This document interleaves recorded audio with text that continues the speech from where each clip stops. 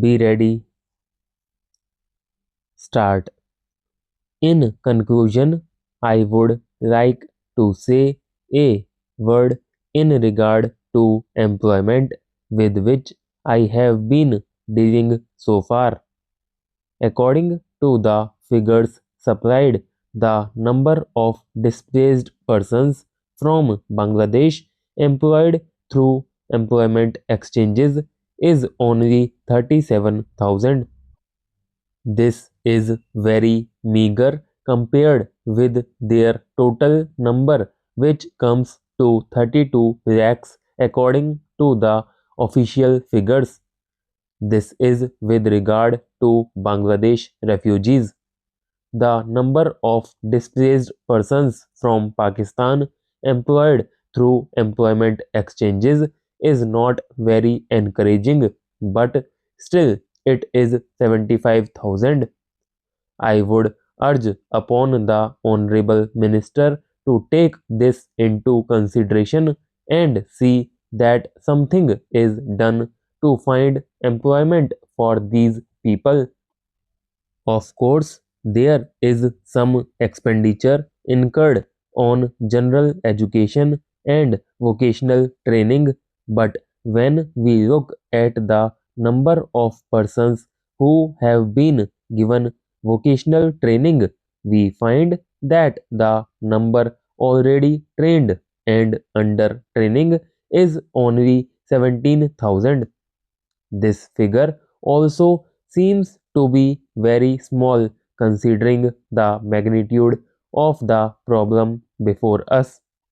Some programs of general improvement have been undertaken by the government of West Bengal by way of setting up new industries, etc.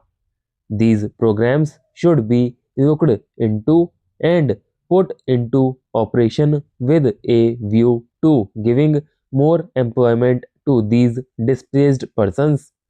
Within the limited time at my disposal, I shall limit my remarks to refugees from Bangladesh. The first thing which strikes one as one looks at the various brochures and publications that have been given to us is the amount of contradiction one has to battle against. The first contradiction is in regard to the number of persons government think they have rehabilitated in West Bengal.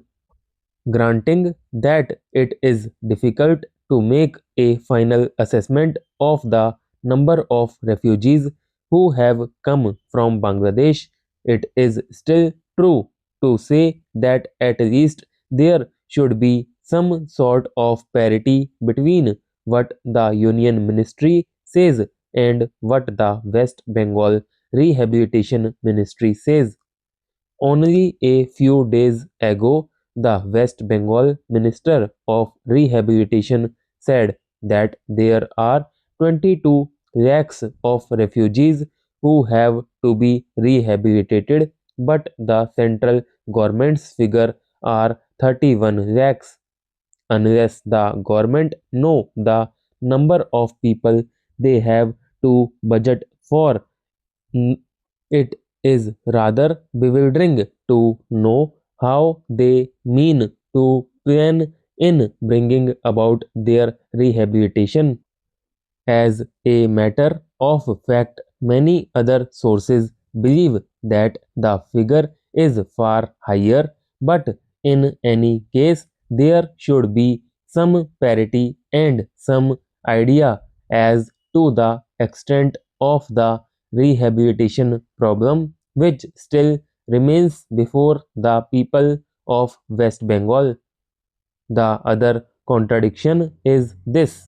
On the one hand, Srimati Renuka Ray says that in the near future they will be making a successful completion of the work of economic rehabilitation of refugees in that state, but only last year Shri A. P. Jain said that as yet the problem of the displaced persons from Bangladesh was a matter which was given some concern.